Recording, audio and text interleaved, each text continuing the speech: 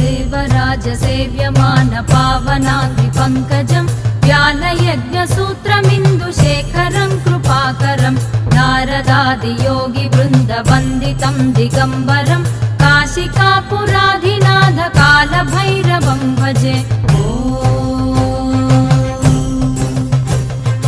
भानुकोटिभास्वरं भवाब्धितारकं परं नीलकण्ठमीप्सितार्थदायकं त्रिलोचनं कालकालमम्बुजाक्षमक्षशूलमक्षरं काशिकापुराधिनाथ कालभैरवं भजे।